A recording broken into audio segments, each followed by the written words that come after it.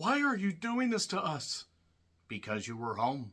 I'm John Rankin with the retro review of The Strangers from 2008. This was written and directed by Brian Bertino, and that name makes me raise the question, what would Brian Bertino do if he were here right now? I'd say he'd tell you he did a film called Mockingbird, The Monster, and The Dark and Wicked 2, and then did other projects. That's what Brian Bertino do. Okay, the beat didn't actually work all that well, but you know what? Let's go on and on and on and on. The beat and the violence don't stop till the break of dawn in The Strangers, which has Scott Speedman, Liv Tyler, and a few masked killers, and that's pretty much all it has. Well, there's a guy named Mike, and no, unfortunately, he doesn't like to hunt. Mourn the pity for my favorite goddamn name ever. But yes, The Strangers.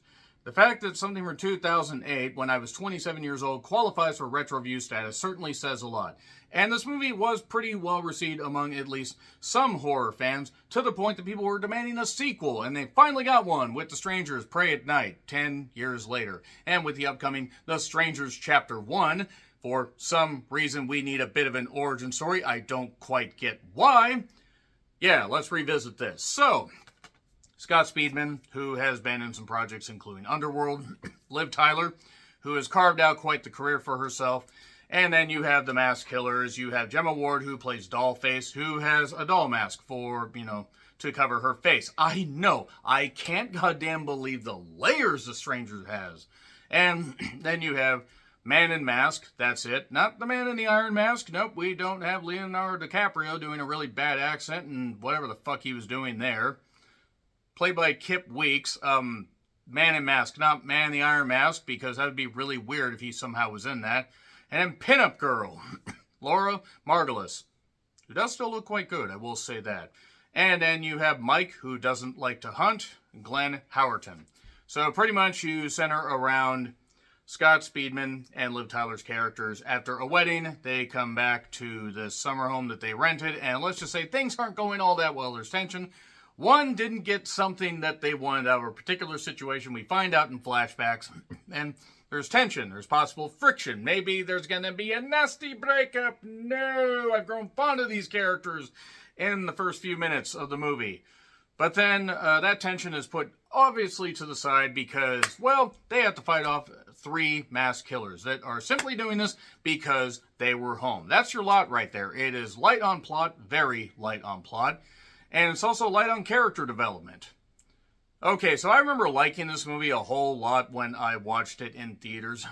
And even a few years after that when I ran it back when video stores, Blockbuster, Hollywood Video still existed. And I even watched the Blu-ray a number of years ago. I was just like, okay, let me give this a shot. Like, why not? But I decided, haven't seen it in a while, let me revisit it. So, there are some cool shots. There's one point where Liv Tyler's character smoking a cigarette and Man in Mask just shows up, in the background.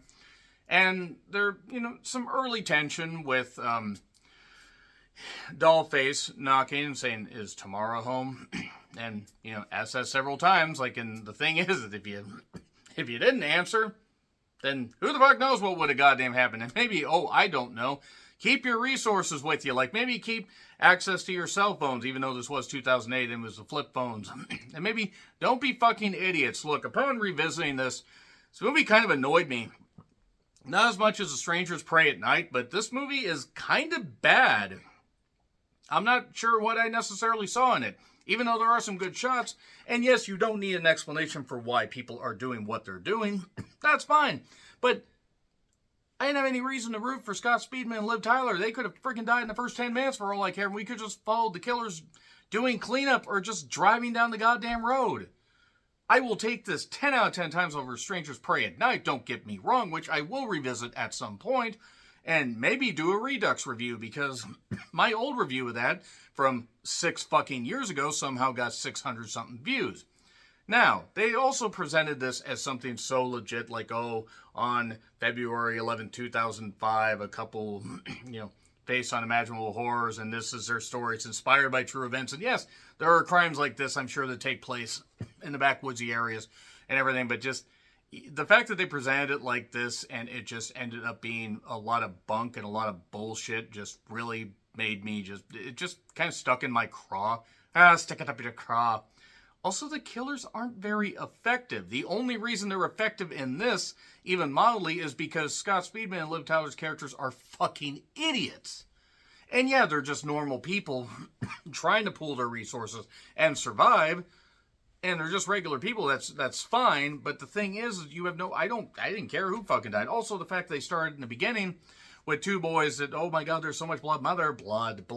That's why I wore the sweet t-shirt. By the way, we all go a little mad sometimes. TeePublic, by the way.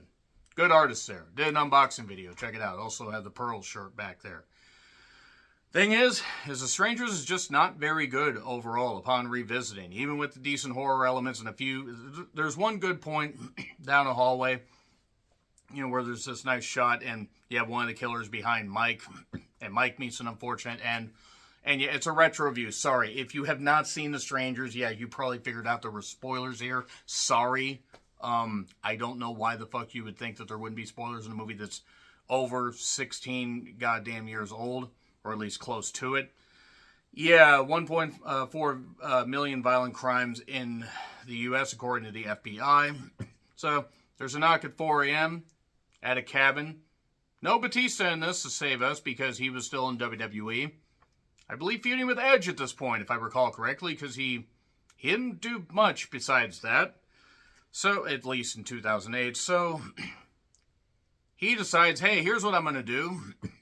Just before that, he had called his friend Mike, who does not like to hunt once again. Come get me, I'll leave the car for her because I just can't do this. He tried to propose to her and she refused. She just wasn't ready. But then they're going to get into the sexy time. And then Dollface asks, is tomorrow home? Nope, you have the wrong house. And then basically he goes to either get her cigarettes or go for a drive. After this stranger showed up, and it's 4 a.m. by the way, so it's not like the sun won't be coming up soon at some point, and you would think more cars would come along this, seemingly deserted road. Maybe it's a state highway, I don't fucking know, I don't really fucking goddamn care. But the whole point is, 25 minutes in, Man in Mask shows up, and look, they try to do some tension building. It's just I don't care about these fucking characters. They're stupid. They're just monumentally stupid. She has no cell phone because, well, forgetting to carry it in her pocket, like you always should, one of them threw it in the fire, and you could melt the Nokia phones. You can never run the battery up, but you can melt them. So... These jump scares are terrible, by the way. The jump scare noises actually were fucking infuriating. They can't escape. They try to actually get out, via their car, but then the truck that the strangers drive, they ram into it. And that's it. So, yeah, now he's got no cell phone, because that got destroyed. And they're just going to be huddled up in this freaking, closet. And, even though Eminem told him to clean it out, or he was going to clean out his own closet, I'm sorry, Mama. We're going to wait here until the cops come. We are not going to die tonight. One of you does, because you're both fucking morons. And Mike then arrives, gets something put through his windshield, and decides the perfect thing to do is instead of run into the house and say, hey, what the fuck's going on?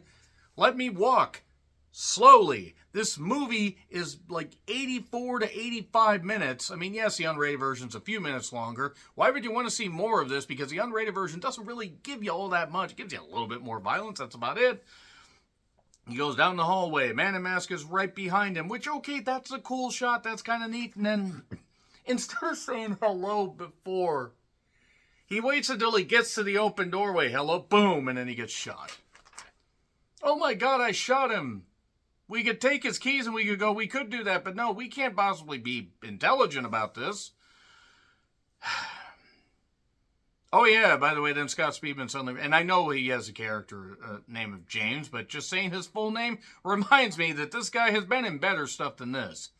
So, yeah, Mike gets killed. That's like probably the last good scene right there. Pinup girl attacks Liv Tyler while Scott is trying to get the, trying to get to a radio in the barn. That doesn't work. She gets on the radio. Liv Tyler does. But then, we get bashing of the goddamn deal. We get the pinup girl doing that.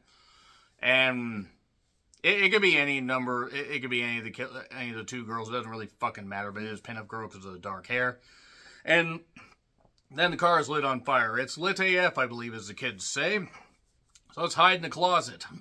Except she does. Because hiding in closets and hiding in small spaces has worked out so well for everybody now. And they trap him, tie him up. Why are you doing this to us? Because you were home. He gets killed, she gets stabbed, she lives. Because these two religious boys that called from earlier, or that were in the earlier part and called, they're like just traveling and they're in the, the truck that is, the three killers. And then she gets out asking if she can have a pamphlet. Are you a sinner? Sometimes. And then tells Pinup, it'll be easier next time. And then they find Liv and she screams and that's it. Yeah, I know it's light on plot and that's fine. And it's light on character development and that's okay. But if you don't give me a reason to root for people to survive or even root for... And I don't even root for the killers. The killers are they just do what they do and that's all right. But they're kind of bland. The Strangers really...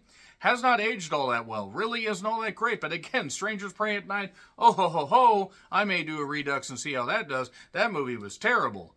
So yeah, let me know your thoughts in the comments. Like, share, subscribe, Twitter handle in the description. I'm John Rickland. I'll see you soon.